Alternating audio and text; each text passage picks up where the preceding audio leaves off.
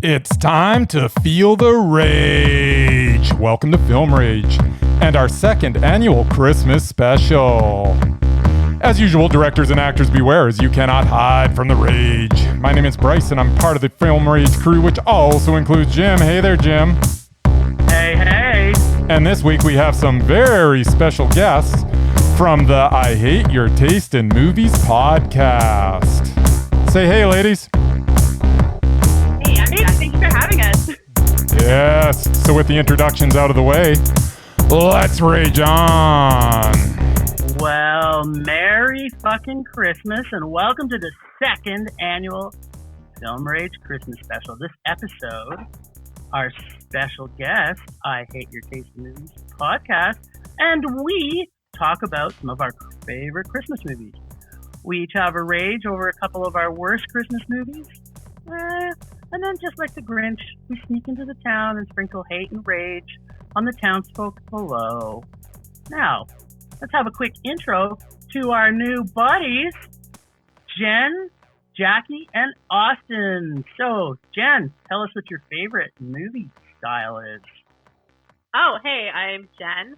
I am the horror movie fan on our podcast, and these girls absolutely hate horror. But I guess we're not talking about horror today because you guys made me do a real Christmas movie and not a Christmas flash. So here. All right, Jackie, give it to us. Hey, I'm Jackie, and I'm the action movie aficionado, I suppose you would call me, on our podcast. Wait. Again, this season I'm a little out of my element. I mean, there are a couple diehard Christmas action movies, but there's not many. And I definitely don't make a habit of watching Christmas movies, so this is going to be interesting. Yes. And finally, but certainly not last, is Austin. Hey, I'm Austin. I'm kind of the everything else person, a lot of musicals, little bit of everything sprinkled in there. Also, not a huge Christmas movie fan, but I did pick one of my favorite movies of all time, which I'm calling a Christmas movie. Well, you know, I gotta say, I also hate Christmas movies. I literally hate everything Christmas, pretty much. So, this should make for an interesting one. Bryce, who would you say is the biggest Christmas fan here? Bryce, are you a big Christmas movie fan? No, I'm not. So it's a little bit contradictory for, I guess, to have maybe having a Christmas special, but usually we hold this for Murray, but Murray's not here with us today. Oh yeah, well, Murray would be the biggest Christmas movie fan of us all. There's no question, but he's a big softie, so. Yeah, he does. He's like a little bear. I want to hug him up and squeeze him into a box and then give him to somebody as a present. But, yeah, sure. All right, so as Jenn kind of said, we kind of made a rule for this only because it's really focused on Christmas. And, you know, maybe we'll have you back next year on our second annual Krampus special, because then I'm sure Jenn might just gourmandize the whole podcast, maybe. I don't know. All right, so we're going to start off with my favorite Christmas. Well, I shouldn't say it's my favorite, because if we do this every year for the next 30 years, I guess I have to come up with a new favorite movie every year, maybe? I don't know. Well, I don't know. Just got to come up with something you like every year. And who knows, maybe they'll make a classic every year, Jim, and you won't have to worry about it. Well, if they keep bringing back David Bowie, then I'll be perfectly fine with that. So this is going to make for some... David Bowie, great pop artist, not such a good actor. Yep, it's true. But you mean? But you're absolutely wrong there, Bryce. So, why is this movie one of my favorite movies? Well, first off, it's got David Bowie, who is a god in everything he does. And since he doesn't have any other movies that come close to a Christmas movie, I had to choose this one. So, I mean, other than that, I don't necessarily classify this as a Christmas movie, but it does have the title, Merry Christmas, Mr. Lawrence. Second reason, it's a Japanese war film set at Christmas. Hello? Is it set at Christmas? Christmas? That doesn't say Christmas. Is it really? What's that? It is. We've already had this argument. Of course it is. And not really anything to do with Christmas. No. Because, like I said, I kind of hate Christmas. But it doesn't have creepy, annoying little fuckers in it, which usually AKA kids. So it's like those are the things that normally destroy Christmas. Like kids shouldn't be allowed to be part of Christmas. I don't know about you guys, but Yeah, no, they're the worst. yeah, Get disgusting. out of here, little. And they're filthy. Like, just, ugh. Tom Conti as Lieutenant Colonel John Lawrence, who's brilliant in this. Apparently, he learns Japanese in this film, so he gets super props for that. He was very good. Takashi Kitano and his role as Hara, our sergeant, who has a secret little heart of gold. He's the Murray, I think, of actually my Christmas choice. Murray, I hope you get to see this. Music score was brilliant. David Bowie's Evil Secret that ate him alive till his dying day was, I don't know, pretty evil. And yes, he gets to take his beautiful little Christmas secret to his grave. Classic Japanese director, and I'm going to screw up his name, and I know you guys can appreciate this too. Nigisha Oshima, director of such great films as Max, My Love, of a married French woman who takes a zoo chimp to be her lover, named Max, or Emperor of Passion, who has a married woman who her lover murdered her husband, or even Popular Violence at Noon, about two young women who come to terms with the fact they have a man they deeply link to who's on a murdering rapist. Wow, those are some feel-good movies. I know, right? Well, just like Merry Mr. Christmas. Lawrence. Yeah. Just like most of his movies, though, Mr. Lawrence, it's not what you expect to see from a Christmas movie. You chimp lover. I guess we'll all have to see that one at some point or another. So, that is my favorite for this year, Christmas movie. What do you say? Let's start with Bryce. Did you actually see this, Bryce? Yeah, unfortunately. Not a Christmas movie. I had to hunt for a version that actually had subtitles. That was fun. Yes. David Bowie doing his impression of a deer in the headlights for the entire film. I guess that was also fun. Other than Bowie, I guess there were some good performances, but wow, this was not great. Merry Christmas, Mr. Lawrence. Yeah, they say it like 3 times in the movie. That doesn't make it a Christmas movie. It was for me. It's the most Christmassy I'm going to get. Anyway, short and Right. sweet. I hated David Bowie's performance, as I typically do, because he's not a good actor. And the rest of it wasn't that good either. It's what? You give it a meh or a rage? It's a meh. All right. Okay, Jackie, did you get the chance to see this? I actually didn't. Austin, did you get a chance to see it? I'm sorry, I didn't. I feel like I failed my homework assignment, but I have never heard of this movie, so I am intrigued. Jen, did you get to see it? Just to echo my other co-host, no, I also did not see it, but it does sound amazing, and I do love David Bowie, so I will probably watch this. Jen, you're going to go next. Oh, I picked the best, Christmas spirit children's movie that I still love and watch as an adult, which is the Muppet Christmas Carol. So this movie is amazing. I feel like I don't have to sell you guys on it or anyone in the world because it's just so good. It's one of the best Muppet movies, period. It's the best adaptation of A Christmas Carol ever. The songs are catchy. Michael Caine's given his best performance ever. It is an all-around winner. I will have no complaints from the gallery on this one. I will not accept any criticism or feedback. Thank you. So who wants to go first on this? I think, you know what, this is a perfect opportunity for Jackie to unload, I think. Incorrect. I love this movie. It's Jackie's a wild card. Baby. It's amazing. I saw this when I was a kid over and over and over. So, it wormed its way into my heart before I had taste of any kind. And I love every part of it. I love Tiny Tim Kermit is the cutest thing ever put on film. And like Jen said, Michael Caine's giving it. He's putting a serious Shakespeare-worthy performance on, surrounded by puppets, and it's delightful. And it just feels good. It leaves you feeling warm in the soul when it's done. It sounds like you're almost falling in love with Christmas there. No, that's incorrect. One All right. second. I have one more moment a year, and that was it. Austin, what'd you think? I actually watched this movie for the very first time this morning. I can't believe I hadn't seen it. It was amazing. I loved Michael Caine. Give that man an Oscar retroactively for that movie. I love a good Kermit moment, and it was fantastic. I have no complaints. I cried a little. I got a little teary. Aw, that's sweet. So funny. Boo. So sweet. Bryce, you want to go, buddy? It was very, very good. I really like Muppet Christmas Carol. There's no question. It is not the best version ever. That is a little bit of an overstatement. That would belong to 1951 Scrooge, with Alistair Sim being the best portrayal of Scrooge ever. No offense, Michael Caine.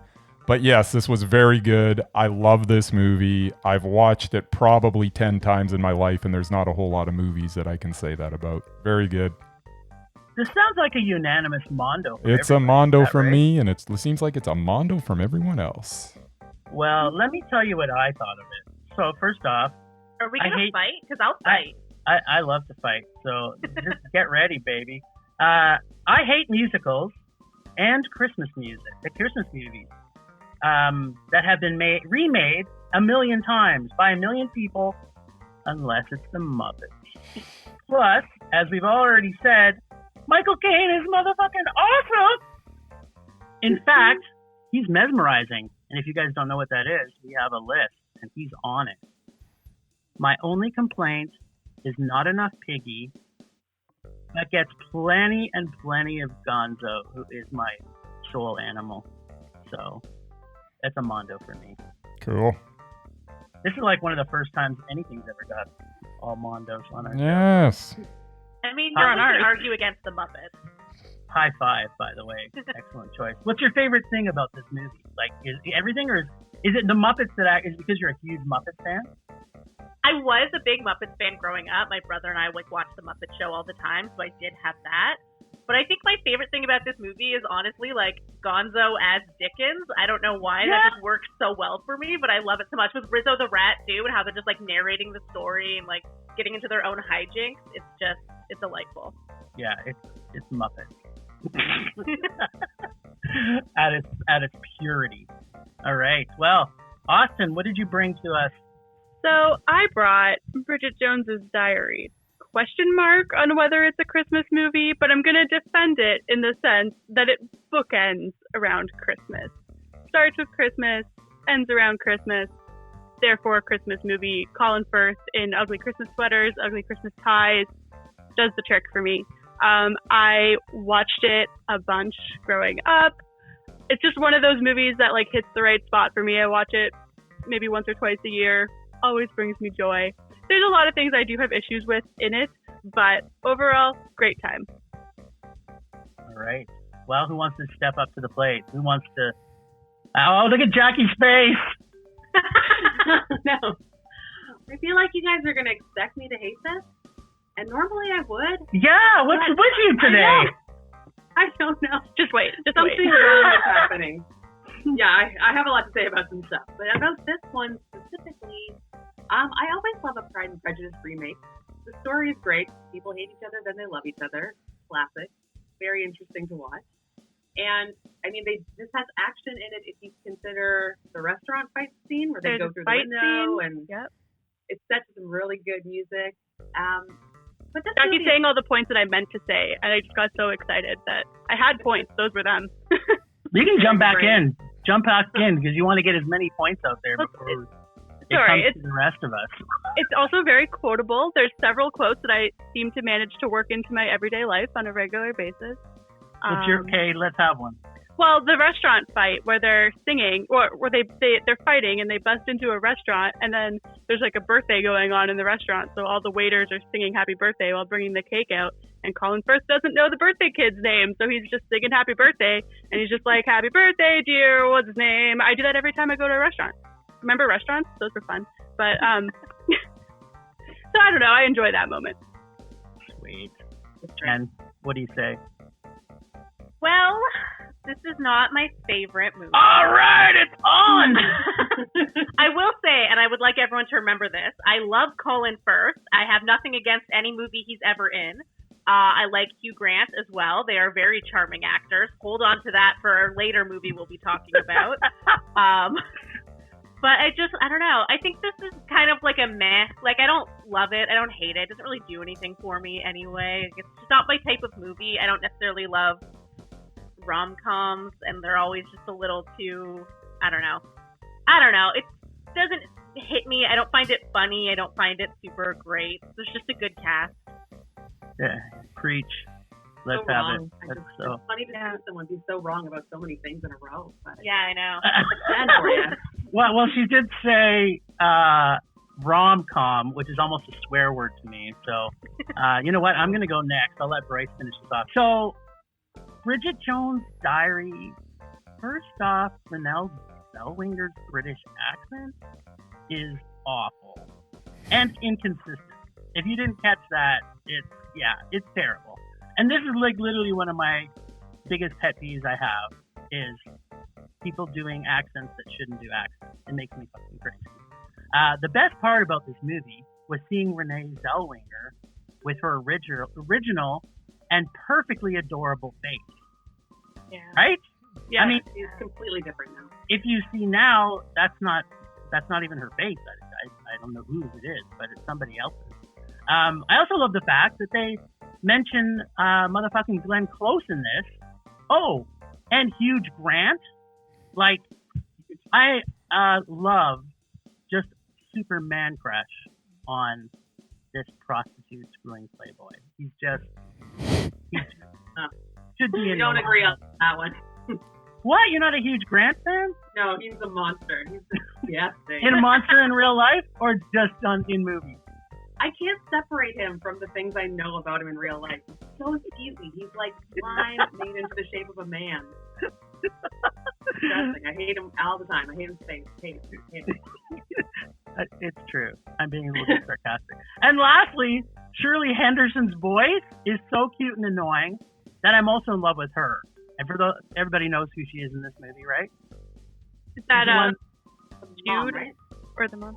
Yeah. She's the friend of Yeah. Bridget that has a really annoying Right. voice. Moaning That's Myrtle. also from Harry Moaning Potter. Myrtle. Yeah. Yes. So a three-way with her and Huge is one of my most favorite dreams. In my dreams, she does live up to her Harry Potter role of Moaning Myrtle. And you can bet your bottom dollar that would absolutely happen. Did I love this movie? No. But it gets a meh for so many other things. I still think it's fun. And hello, leopard skin underpants? Come on. It's a wild ride. Right? Yeah. I would never expected that. I expected the granny panties, but I certainly didn't expect the leopard skin underwear. Way to go. Zellweger. All right, Bryce. I'll wear those for you. Yeah. So disgusted by myself. I love it when you come on and just be yourself for real, Jackie. All right, Bryce, what you got? Bridget Jones' Diary. It's one of those movies that I really wanted to dislike, but I didn't. Renée Zellweger has the ability to annoy me at times, but she also has the ability to charm, especially earlier in her career. In this movie, I was absolutely charmed. She's very likable, and the supporting cast is super solid in this one. Colin Firth was really good. Hugh Grant was good as well. I really thought this was an enjoyable holiday film, and I will call it a Christmas movie. But it was meh. All right, so Such a build up and then just yeah, I know. It's like he does that. He strings you along, right? Okay, so we got a meh. Jen, did you give it a meh, or are you rating Meh. on it? All right. I take it. assume, Jackie, is it a Mondo for you? This Monday. All right. It's given that Austin's given it a Mondo. Total so. Mondo. I do feel vindicated though a little bit. Like I'm glad that it was What? generally well received and that we're calling it a Christmas movie. Yeah, it's totally a Christmas movie. There's like sweaters. There's like snow. I'm pretty sure that's the only requirement, right? Sweater? You just need the sweaters. yeah. British bar fights. Like that's what I expect from Christmas in Britain. Totally. Right? Totally. All right. Well, who's up next? Bryce. I guess it's me. The Ref. Yes, this warm and fuzzy movie about family togetherness. Perfect film to watch during the holiday season. The cast in this was perfect, with Dennis Leary as Gus, a professional cat burglar, and Kevin Spacey and Judy Davis as Lloyd and Caroline, a couple whose marriage is not without its issues. The chemistry between these three on screen was about as good as you will see in any movie ever. The comedic timing was spot on with this trio. Add to this a stellar supporting cast, which included Christine Baranski and J.K. Simmons, and you get a holiday classic. The opening scene has Lloyd and Caroline in a couples therapy session, and the stage is set for the rest of the film. The laughs are consistent throughout, and the film has a crowd-pleasing ending without being too sappy. This is a must-watch for the Christmas season, as I trip over my own words. It is Mondo, even though, Mr. Kevin Spacey's in it. Oh, let's go to Jackie on this one again, just because she's already stepped to the front to say how much she hates people in real life and that it translates into movies. It really does. And I'm about to drop another one of those because I don't like Dennis Leary either. He is an abrasive person, and we don't vibe on any kind of a level. Every time he talks, he's shouting, and he makes my hackles go up. The second I see his face, I'm like, oh, great. Maybe it's because of his speech in Demolition Man, when he does his freedom speech and want to put Jell-O on my body and run down the street naked, and the visual is so upsetting that I'll never forgive him for it. I just don't like him in a starring role. I don't want him front and center. I don't want him right in my eyes. And this is peak Dennis Leary. He just yells. He just yells and runs and yells. So I'm afraid I'm raging on this one. Not my movie. Sweet. I love it. Come on, you can do worse than that. Just tear this movie apart. Come on. Well, I mean, Christine Baranski is great. I'll forgive a lot when I see her roll into the scene. So I feel like she edged it almost into meh, and then Dennis Leary talked again, and I was like, oh my god, this guy sucks. Like, just take it down like 75 notches and come back. Like, they gave him way too much freedom on this movie. He was over the top awful. And also, I don't really just like seeing people fight. Like, people on the verge of divorce. I don't need to see you guys argue. It's a little bit too real. Movies are for me for an escape. I don't need to see your personal problem. I see. But then they had sex, didn't they, when they were tied up? So that's kind of... Not sure that's winning anyone over. Awkward tied-up sexual escapades. I'd rather not see it either. Sounds like a Wednesday afternoon. What do you mean? Lucky you. Austin, what do you think? Yeah, this is another one that seems like a bit of a not for me type of movie. I can't say I've seen it, but you had me at Christine Baranski, so that has piqued my interest because, like Jackie, she can make anything good. So I'm intrigued. What do you think? I'm gonna echo Jackie here and give it a rage. I actually, before Bryce was giving his intro, I kind of thought this was like a joke pick, and then I'm like, oh no, he seriously likes it. This was really his favorite Christmas movie. I just thought this was one you were throwing out there as like people will complain about The Ref. Why not? But no, like, caught off guard by that. Yeah, I'm not a fan. Well, I guess I'll close it out. And maybe we make a bookend because I also love this movie. But I also don't like Dennis Leary. But I like all of the supporting cast. So for me, I just love seeing people fight. So through the whole movie, unlike some people, I love that. I love the rage. You can't escape it. Come on, over me. I'm sorry, everybody. We got a juicy rage sandwich is what we got, and that's what I love about this. Like, it's like we have people that like things for some reasons and some for others. But at the end of the day, as long as we got some rage on the show, I am a happy guy. Like, literally, could not be happier. All right. Well, we actually did a really good job. Oh, wait. We left the piece de resistance to the very end.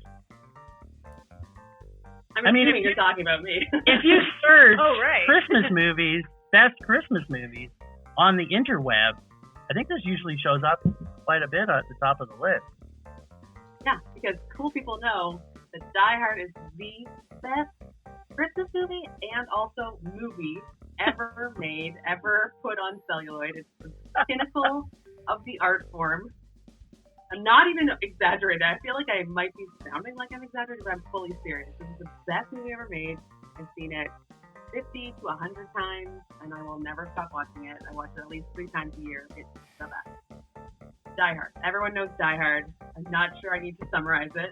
And I don't think you guys accept that this is a Christmas movie, right? I would say yeah. It's held at Christmas. It's Christmas. Jen there's a told me Christmas today that Obama does not consider this a Christmas movie.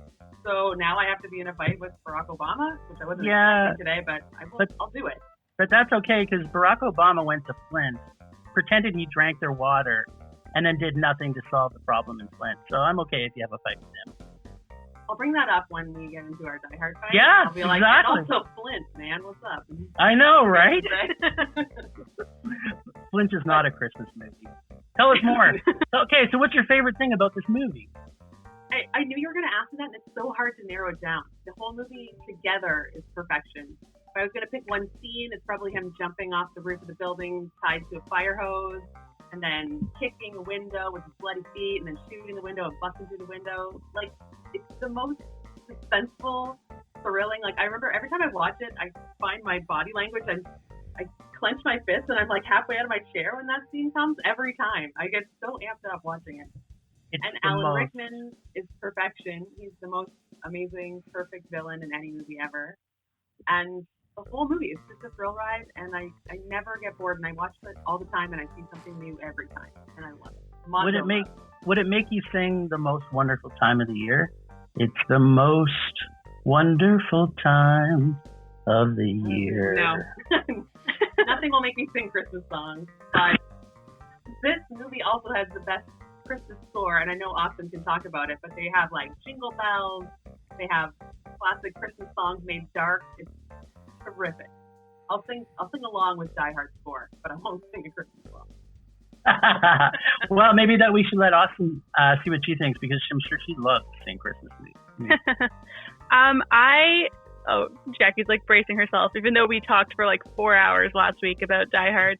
We have an episode coming out soon about Die Hard, and so I watched it for the first time a couple weeks ago, and I was okay with it. I was kind of middle of the road with it. There were some things that I liked, some things that I didn't, but mostly it was good. I do think it's a Christmas movie. I think it has a fantastic score. Just overall throughout the whole movie, I think it's really, really good. I liked that I understand Brooklyn Nine-Nine references better now. No, I enjoyed it. I'll give it a Mondo. Whoa, 2. Jen, up to you. You gonna break this down? I'm also Die Hard as Mondo. It's a great movie. I don't rewatch it nearly as often as Jackie does, maybe every couple of years, but it is totally rewatchable. Like, you don't lose the enjoyment after you've seen it and know what's coming. I also love Alan Rickman. He is a great actor, and every movie he does is therefore good. Just hang on to that one for a while. I just, nothing wrong with Die Hard. So it's a Mondo. There's 3 Mondos in a row. My heart is full. Your heart is full. Well. There we go. Bryce, do you want to take a stab first, or do you want to leave that to me? You go first. Okay, He's gonna say something really mean.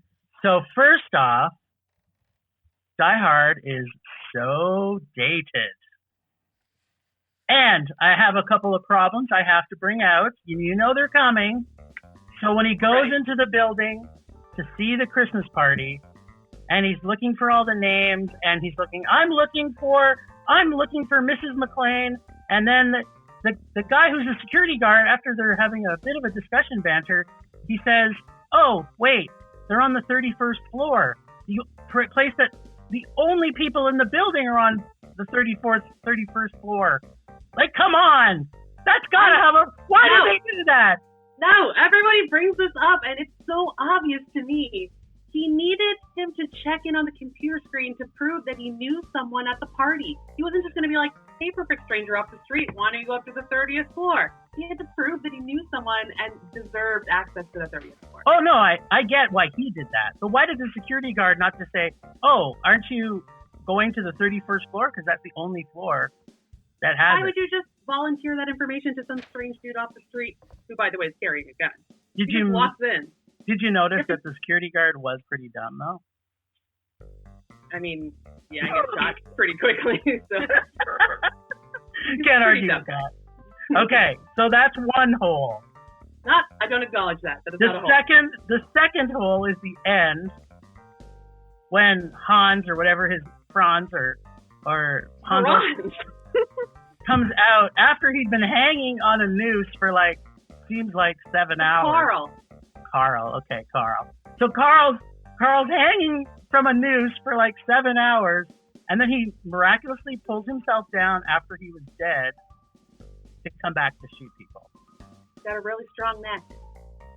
It's Carl. He has superhuman vengeance power. He does not let anything stop him except for 5 bullets at the end of the movie. I will acknowledge that doesn't make sense. I'll acknowledge that. Do you think he's dead now, though? I kind of think he could easily come back for Die Hard 5. What do you think? Well, I mean, Die Hard 5 exists and he did not come back. But I would love to see him come back. I would have been actually super stoked if it was a recurring theme in all the Die Hards that at some point Carl pops up and he's like, this time. And they're like, damn it, Carl, you're so dead. Would you please die? He's I keep thinking of Carl as the Jason Voorhees. Sorry, Jenn and Bryce and I will only understand this. Of Die Hard. Right? Totally. Yes. So I'm just going to quickly break it down. Great villain, great hero, with catchphrases, I might add. Great holiday cheer. Gets a moonlighting mondo for nostalgia. It's also a mondo for me. That's 4 in a row. Here we go. This is where it all falls apart. This is where shit could get real, people. Why was this movie 132 minutes long? Oh, no! It was 42 minutes too long. Not long enough. If it wasn't for its ridiculously long runtime, it could have been okay. But it just went on and on and on. As it stands, it is a total victim of its editing, or lack thereof. Not everything you shoot is gold. This was an average action flick that could have been so much more, but wasn't. It's a meh. Oh, not a perfect record for what you would think is the pinnacle of Christmas movies. Yeah, that hurts. I can't believe every single shot in this movie to me makes sense, is necessary, is beautiful. Oh, there were characters that were unnecessary in this. That it's why did they even bring this doofus in to just, no. What, Alan Rickman? No, not Alan Rickman. Second cop. There's the first cop that's talking to him, then the second cop that's giving him bogus scenario. It was just dumb. Dwayne T. Robinson. Yes. I know what you mean. Yes. He's useless. Doesn't he come back and it doesn't add anything to the movie. It adds more length to the movie, which we definitely didn't need. You need Al Powell to have someone to have a conflict with on the ground. We needed this movie is very critical we needed of a tight 90-minute action flick. No. I love Dwayne T. Robinson. Not an overindulgent 132 minutes of meh. It should have been twice as long, and I would have loved every second of it. I just love how happy Bryce is to shoot you right down. He's just yes, I've been waiting. I'm going to yell at someone. I'm going to ruin all of this. You can't. He's very proud of himself. But she raged on his favorite Christmas movie. So. No, exactly. This is coming from the guy who likes The Ref. So, Jackie, you don't have to take it too seriously. That's true. Thank you, Jen. You phrased it perfectly for me. I don't have to trust Bryce at all. This is what I love about your guys' podcast, by the way, is that you still, even though you should be hating each other mercilessly during your podcast, usually there's a glimpse where be oh, you know what, but I love you so much. That I'm going to give you a little bit of concession. A little bit of concession. So I couldn't be happier about these choices. This had some of the greatest of all our Christmas episodes. So far, this one's the best. Oh, it's because we mentioned Die Hard. It elevates anything. Of course. We've had one other Christmas episode, and it was our 3rd episode ever, I think. All right. But I I'm think still taking it as a compliment. you should take it. Anytime someone gives you a compliment, you can take it and run. True. I fish for them. Christmas sucks. It's not all fun. Christmas All is right, the well, worst. Let's get on to some real hate. Oh boy. I have a feeling this is where the hate is really going to come out. Oh yeah. I think so. Right? Look at this. Like they unanimously voted that this movie is truly a rage-filled sack of shit. So, who wants to start on your team? Well, I guess I'll start. and Before just before we say- do that, we got to get some Ben Stiller in. Temperature rising. Vision blurring. Rage taking over. There we go. That's perfect. Oh my God. That's Are you now ready, Austin? Yes, This I'm like ready. totally loaded you up. Yeah, no worries. Okay.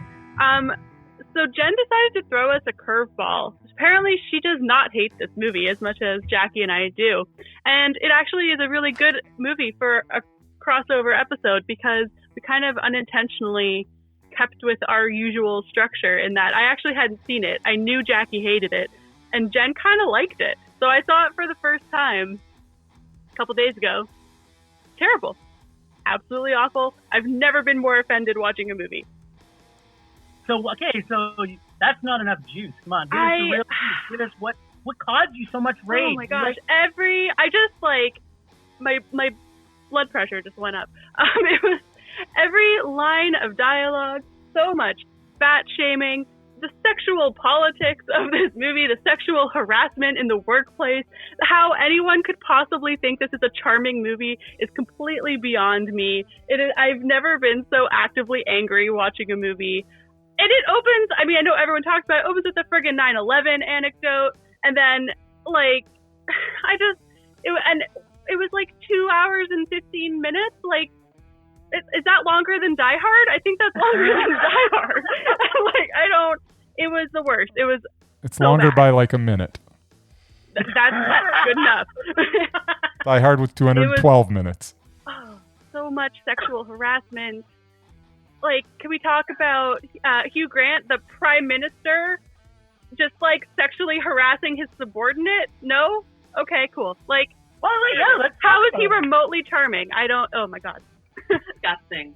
I'm with you, Austin. This movie actively hates women. Hates them. Has no respect. Female characters in this movie are one of three things: a slut, an object to be obsessed over, or someone who should subjugate her needs for the betterment of her crappy family, and that's it. Yeah, but it didn't treat the men any better. The whole movie is about men. It's men and what they want and what they should do to get it and how they look at the world, and it's disgusting.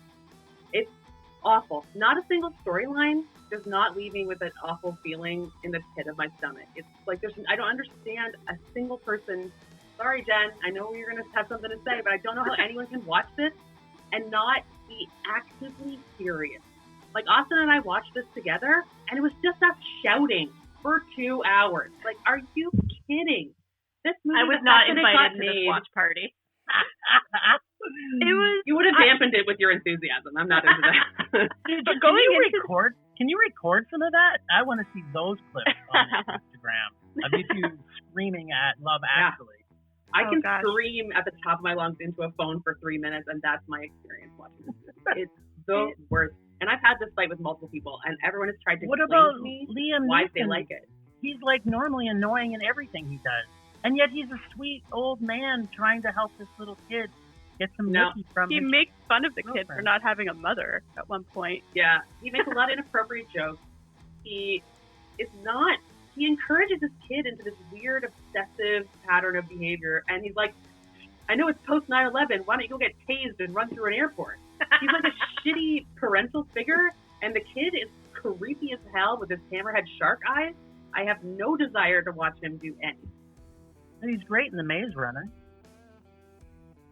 I'll just leave that one to you, because I have not seen it, and if he's in it, I don't want to see it. It's an action movie. It's a young adult action movie. No one's head gets blown off. I'm not sure I'm interested.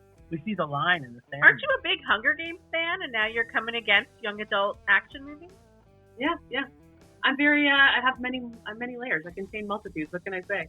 So I don't know what the Maze Runner is. What I'm hearing is that you like young women who kick ass and punch dicks. Is what I. That's true. I will say I have to have women with agency in movies, or else I am immediately super angry. I feel like that's yeah. Just mentally revisiting some of your action movie picks, and I'm gonna let you know that's not true. Bring it, Jen. We have a disagreement about Holly's role in Die Hard that we get into our podcast, but we view it differently. So okay, maybe tune into our podcast for that hot take. Yeah, for that argument about women's agency in action films.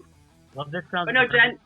I want to hear Jen. I've been waiting for days to hear Jen try and defend this movie. Yeah, I will absolutely defend Love Actually. So I'm going to start with a caveat. There are several storylines I would cut from this movie. Number one, the guy who's flying to America to hook up with supermodels. That has to go. Take it out. It's trash. Agreed. Number two, even though I like Martin Freeman, the weird porn shoot storyline, that's gone. That's out. Goodbye. The Hugh Grant one, I understand it's like very weird early 2000s Iraq War political Britain kind of stuff going on there. And I can keep that, but I will cut all of the totally unnecessary fat shaming about Natalie for no reason. Every character is just talking about her like huge thighs, and she's a completely normal looking woman, and I don't understand. She's but hot. I will argue with Austin when you said that like he's sexually like harassing her in the workplace. Hugh Grant isn't. Like he's not the hooking one up with his subordinate. He's already moved her out of the office. So she got punished for him being attracted to her. Not punished. She lost her job because he had the hots for her. She lost that job at 10 Downing Street and then got a different her one. if she wanted to move positions? Or I agree that it's not great, but I also understand that the reason he moved her is because it was inappropriate that he had feelings for the most offensive. Maybe he should just keep it in his pants. Maybe he should be an adult. Agreed. So I agree that story has some issues, but I'm still keeping it because I like Hugh Grant and I think he is charming. That was the word. Don't care. Disagree. Well, didn't she though, like the girl of objectification, did she not actually fall in love with him kind of first? Yeah, they were flirting with each other. They were into each other. Who started the flirt? That's what I want to know. The Prime Minister! Did he? I don't think so. He's in a position of power. He's the one who has to set the boundaries. It's appropriate of her to do it too. So why do we like these characters if she's like, hey, he's relatively okay looking, I'm going to immediately try and bang him? Why does she focus on her career? Like, why does she have to be that person? I don't know, because it's a movie about romance. So that means that is not romance. Into each other. Anyway, disgusting. Continuing on my analysis of Love Actually. Alan Rickman and Emma Thompson. I love that storyline, but I will cut the Mr. Bean segment because I don't think that humor works in this. He is a monster. Why would you ruin Alan Rickman for me? You just fought for a movie where he's a terrorist who murders people, but and I prefer him. Worse? Yeah, I way prefer him with a gun than with a shitty gold necklace. That makes me want to bark. Also, that necklace is hideously ugly. Yes, so I that don't we know can why agree on. That is what he bought for his mistress. Emma Thompson is so at all good costs. in this movie. Yeah, as a broken woman who then puts up with her cheating husband. Great. What's the lesson there? She's just stuck in a loveless Let marriage men walk now. on you? Cool. Well, we don't necessarily know. At the end at the airport, it's still implied that they're in a rocky place. You don't know if they're necessarily still together or are going to break dump up. him immediately. She should have. Alan But it was also Christmas. That's not a reason. Alan Rickman has also said that in his opinion, his character slept with the secretary. It's not just an emotional affair; it's an affair. And I 100% am on. I agree with that. Like don't just. You're gone. Christmas Eve. Goodbye. Pack your bag. Like she's putting her necklace on in her underwear. Like they fuck. Yeah. So go hang out with your mistress. Be gone. Bye bye. You did not get a necklace for just being flirty. No. Yeah. So that's how are we defending this? He is disgusting, and because it's Christmas, it's even worse. Keep it in your pants at least for the holiday season. But this is also what I like about the movie is that it's not all perfect romance. Like I like that there's that sad storyline. I like the Laura Linney storyline where she never like gets with the hot guy because she's like too downtrodden and worried about her brother. Like I like that it's a range of like some happy, some sad. No, and also like, I think Liam Neeson is adorable in this movie. He is adorable. Hate all of them. So Lord I went Lenny, into they this. do her so dirty. Why can't she just have sex? Your phone goes onto silent. Agree, but it's because it's her own issue that she feels like she's martyring herself for her brother and won't That's it. She allow falls into herself. the category of subjugating herself for her family's needs. It's not about her as a person. She only exists in relation to her brother. She doesn't get anything. She doesn't go anywhere. Yeah, and that is the choice that she has made. Everyone around her is telling her you don't have to be this, but she can't get herself over that barrier. That is a flawed character. I like that in movies. I hate it. I hate watching people start and end in the same place and do it all to themselves and not even try and change their shitty circumstances. And also, that guy's really good looking, and she definitely should have nailed him. That's so 100%. disappointing that she doesn't get any. I'm like, if that ended with sex and then she went back to taking care of her brother, I might have been okay with that storyline. I love it how Jackie gets excited. If she could write the movie, then it would have been perfect. Yeah. Thank you. That's how I feel about a lot of movies, actually. I feel like it's movie the three of us arguing about love. Sorry, yeah. Sorry, we'll let you guys say. Can I say one quick thing? Yeah. I went into this movie only knowing about the Keira Knightley storyline, the Keira Knightley Andrew Lincoln Oh storyline. yeah, I'd also cut that one. It sucks. I thought that was going to be the worst of it. And then that's like one of the tamer storylines in this movie. It was just, I've never been so angry watching a movie. I love that there's so much emotion. Okay, so Jen, here's the big question. Mm-hmm. Is this a Mondo for you, or is it just still a mess? You know, before I rewatched it for this, it was a mess because, like I said, there's a lot that you can cut from it. And then the more these guys hated it, the more I want to make it a Mondo. But I think at the end of the day, I'm watching it, checking out for the parts I don't like and checking in for the parts that I do. And the parts that I do like, I like a lot. But there's also a lot that I don't like. So that means it has to be a mess. Okay. Can you just tell me which ones you like again? Yeah, so I like Alan Rickman and Emma Thompson. I think the acting in that one is incredible. I like Hugh Grant, minus the weird fat shaming. Colin Firth, I think, is also very charming in this. And then Liam Neeson, that's probably my favorite one, where he's so sweet with the kid. He's so good. Apparently, you're also a Maze Runner fan. Oh, that little so kid, angry. that little kid and Keira Knightley were only 3 or 4 years 5 years apart. I checked when that they out. filmed this. Yeah, I remember reading that. It was like, holy shit, he looks so young. Yeah, he does. Right. Chime in, buddy. I can't believe you talked for I don't know, what has it been, 6 hours about that movie, and you didn't mention Bill Nighy at all. He was the best part of this movie. Right. He was, I mean, nobody can argue with that. Come on.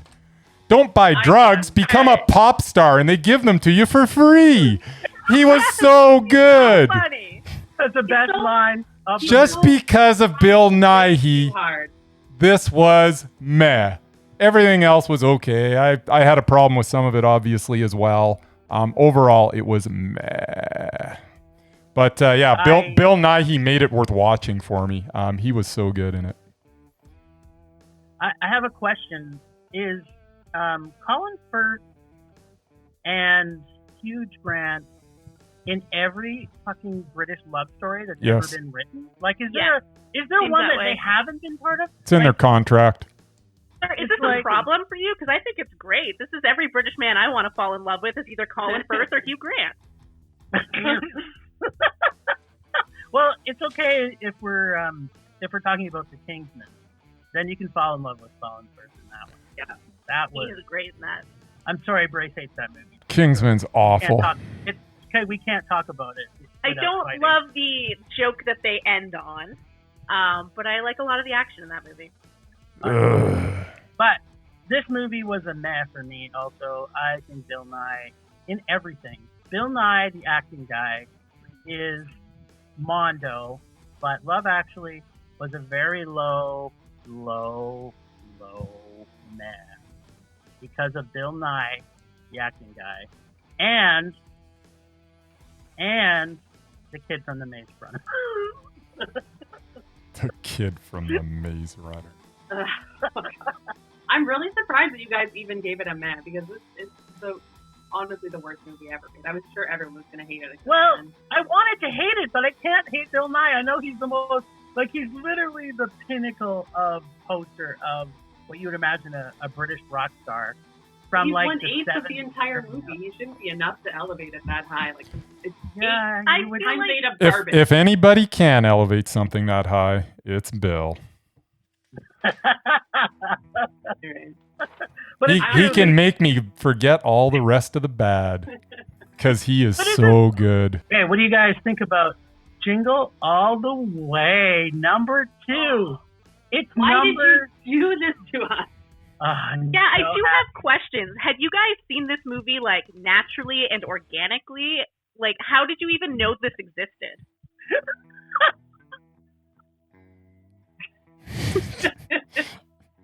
How you doing there, Jim? Literally, though, I did not even know that there was a sequel to Jingle on the Way. Neither of us did, except Murray. Oh, it's Murray. It's a- And Not he's even not here. even here to answer for his crime? This is No, a no, this no, is a no. gift from Murray to all of us. This is a rage-filled package of hate and rage into one beautiful little present that Murray said, because we were trying to decide between the three of us which movie would we all agree that we hate. And that's often very hard for us to do, because when Murray likes something, we usually hate it.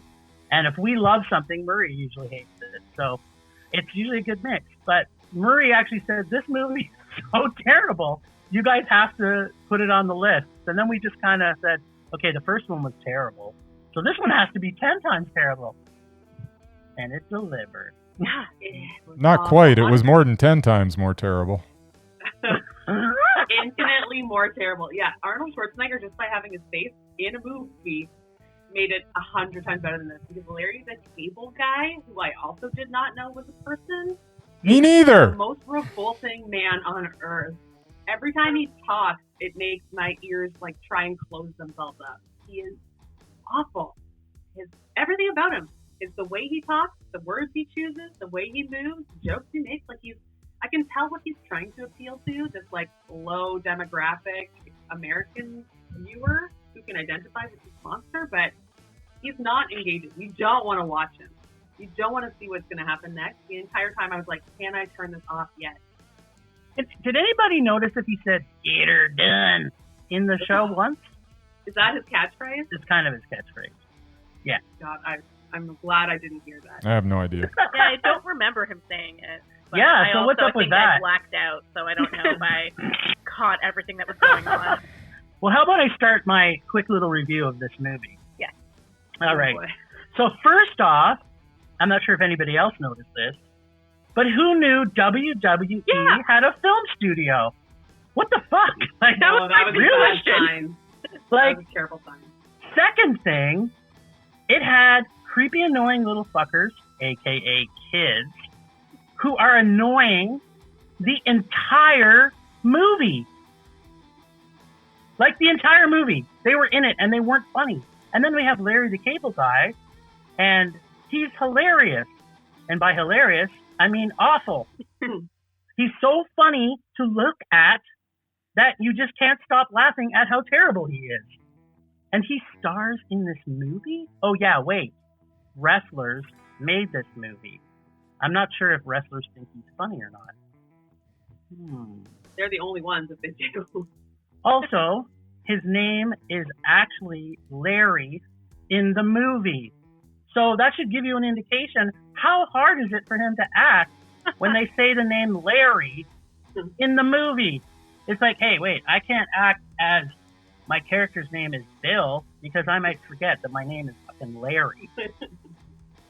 This all had all the makings of every other crappy Christmas movie. Was the Jingle All the Way 2 or Christmas Vacation 2? I wanted to punch the little girl in the face every time she came on the screen. The whole plot concept of a real dad and a stepdad competing for the love of one of their actual birth children is super, super stupid. I hated every single thing about this movie. The line that sums up this movie is, it was a fail. Or, when that elf flipped me, I pooped my pants a bit. Yeah. In fact, I think it's the forgot about second that. line. The second line sums it up. I blocked When that the out. elf, let me just repeat it for us all to absorb it. When the elf flipped me, I pooped my pants a bit. And I'm passing the baton to Austin.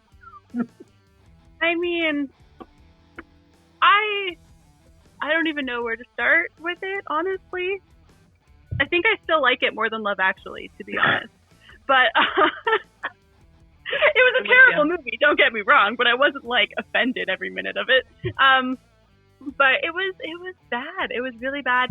At first I was like, okay, Larry and his ex-wife have a reasonable, like, healthy custody arrangement. They seem to get along well, you know, like I was like, okay, this is good. They were like figuring out their Christmas plans, and then asshole Victor, whatever his name was, stepdad, was like, what? We can't have her for Christmas? And then both parents were like, what the heck? Like, this is a great arrangement. Why are you ruining this? And I was like, this is a healthy relationship. And I was like, okay, maybe this won't be so bad. And then the rest of the movie happened. It was rough. It was a rough go of things. There was no acting involved. It was rough. What else to say? It was a rough hour and a half somehow. It felt like 4 hours. I think I took like an hour-long intermission about 45 minutes in. Did you at any time actually feel like you were going to throw up? Yes. In the scene where they're doing the, like, riding the mechanical bull, I was like, I was getting so mad at the announcer, who I'm guessing is a wrestler. Is that true? Just his voice. I was like, this guy, WOE or whatever. I'm sure there's some connection here. Bryce, he was making me want to throw up a little bit. Bryce, being a wrestling fan, can you tell us whether or not he was a wrestler? I have no idea. What? You'd have to ask Murray that one. Well, either way, that was the worst scene for me. I was just like, this needs to end. I can't listen to this guy yell anymore. Oh, nice. You know, we almost when we have guests on, we should have a rage meter. Like, what level? Like a 12 out of 10. A 12 out of 10? Yeah. Okay, Jen, give us your best. Actually, first off, give us your very best Larry the Cable Guy impression. Oh, God. I don't even know what that man sounds like. Just a weird southern hick kind of thing where he's like, I'm Larry the Cable Guy. Perfect. The worst thing I've ever done. Nailed it. Yeah. Thank you. Nailed it.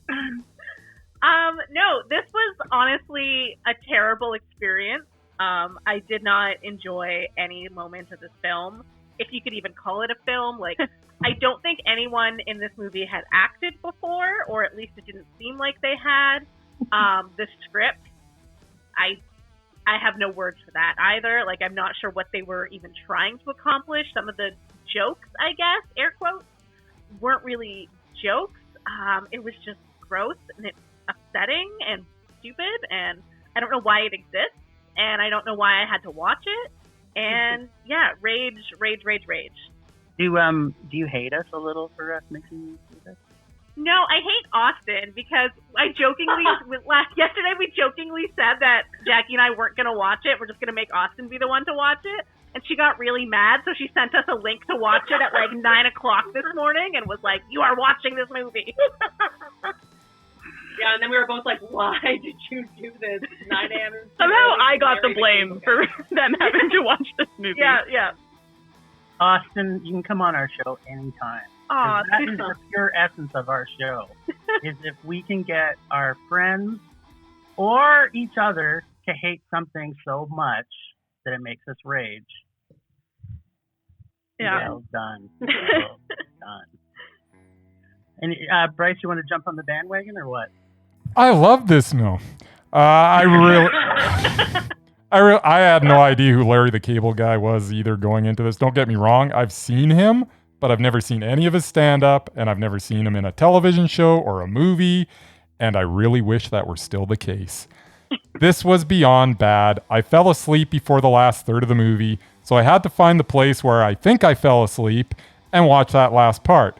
That was an ordeal in itself, as everything was so forgettable that I couldn't recognize anything I had just watched. I finally settled on restarting it with about a half an hour to go and watched the conclusion. Who is this for? I guess it was for kids, but I think they underestimated the intelligence of today's youth.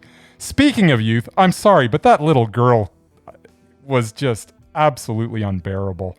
It's not often a comedy is made, and I literally do not even smile, let alone laugh once. This is the second worst thing I have watched this year. It wasn't as bad as The Cutting Edge, which Murray made us watch in this very segment earlier this year, but it was darn close.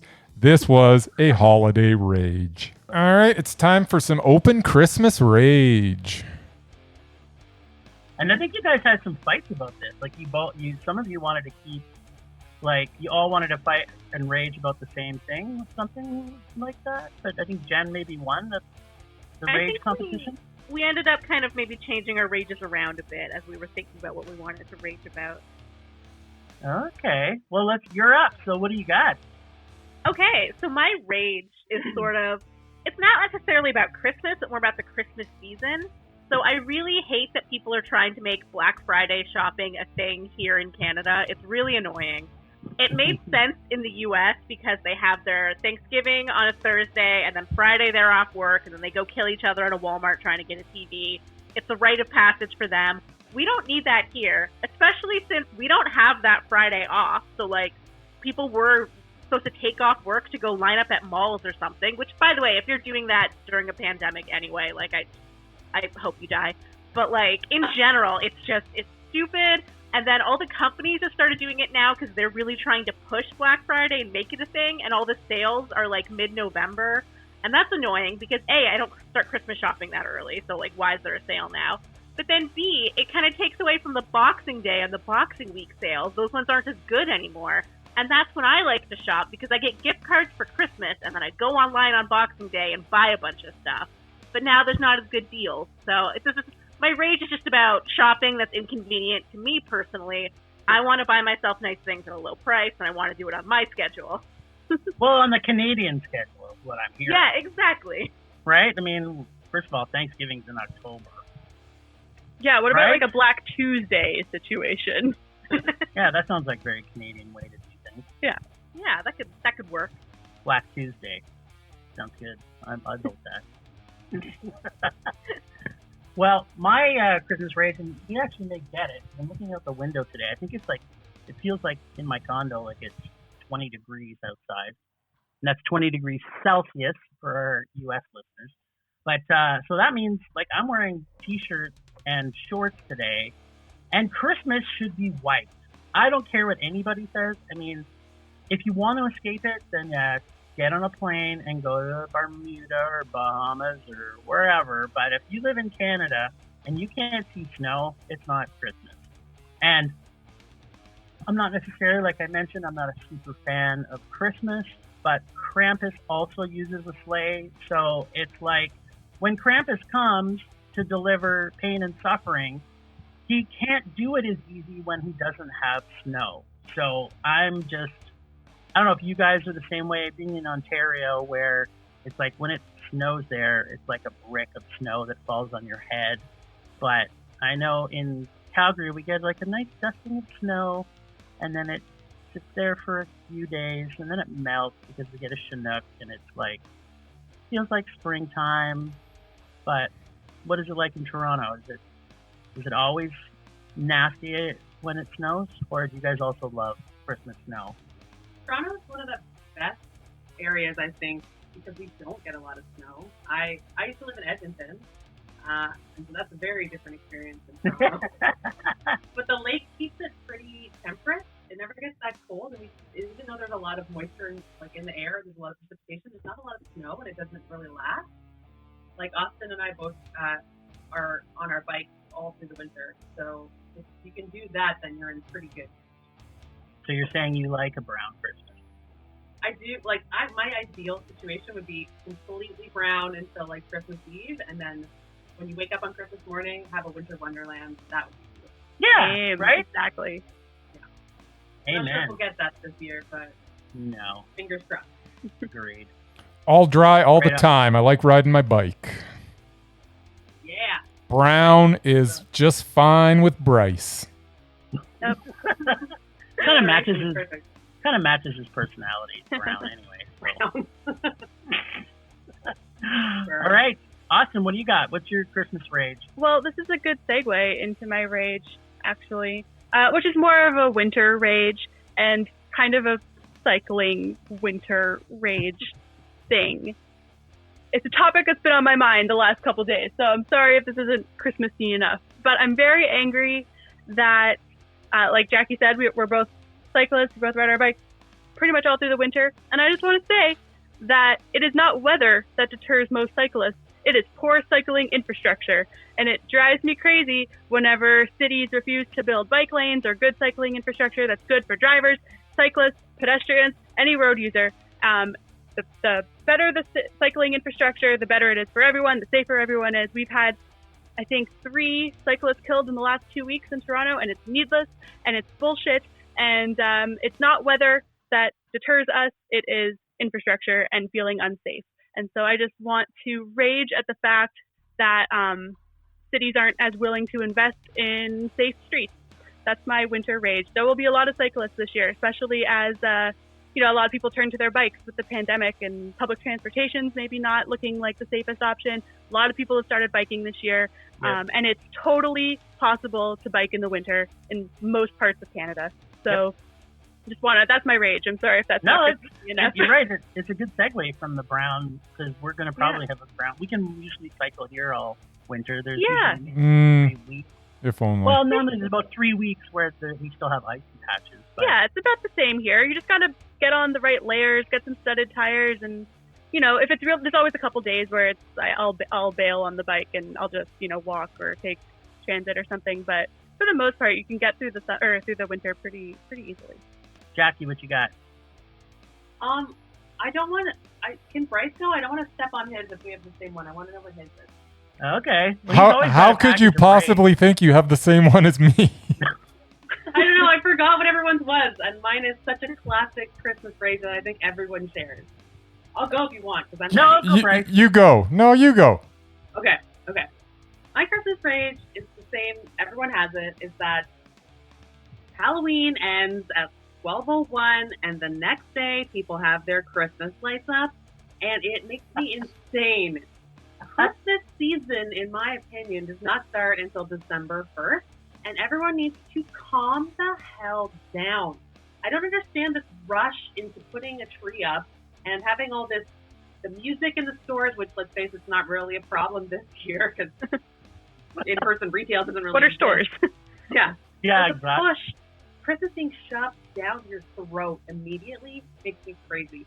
I want to go the day after Halloween and buy discount candy. And all the time, that whole section is gone. It's like Halloween Day, they replace that with Christmas junk, and I don't want to see it. It doesn't give me warm feelings. Like, some people are obsessed with, like, they count. They're like, 364 days till next Christmas. And I don't understand that mindset. I don't want it, and I don't want to see it. And this year it's been really bad, too, because everyone's like, I'm so depressed. I need to put up my tree early because it's the only thing that makes life worth living. And I'm like, great, but I don't want to see it. I don't want it shoved in my face. Bryce, you want to put some icing on this Christmas-filled rage cake? Yeah, we'll keep it short and sweet. My rage is people giving me gifts for Christmas that I barely know. It is hit and miss whether my own family is going to get a gift from me. So all of you casual acquaintances, stop giving me presents, because I'm not getting you one. Rage subsiding. Pulse slowing. Anger fading. That's nice. You feel all that juice-filled rage and hate flowing off your body now, shaking it all out. This is the time we would love you guys to plug the shit out of your podcast. We release new episodes every Tuesday. We're on Twitter at I Hate Your Taste, or on Instagram at Hate Your Taste Pod. Basically, every week we rotate through picking one of our favorite movies or a movie that we really like. Usually it's one that one of us hasn't seen in a genre that they don't particularly like. So we got a little taste of that with our Love Actually discussion. Sorry about that. Nice. But yeah, it's a lot of fun. Well, do you guys accept emails? Oh, yeah, sure. You can email us at hateyourtastepod@gmail.com. Well, Thanks, Ragers, for listening. Thanks, Extended Film Rage crew of Lander Collin for Artistic Vision and Photography via Lander Collin Photography. Listen to us on all podcast streaming sites. Find us on all social media at Film Rage YYC and check out our website at filmrageyyc.com. We are always wanting your feedback to make this a raging blast for all listeners. So please comment often and please make us rage. Before we go, I want to say a special thanks to our good friends at I Hate Your Taste Movies podcast and saying hi to our buddy Murray. You'll be back as soon as the COVID is gone. That's it for this week. Rage on! Rage on! Rage on!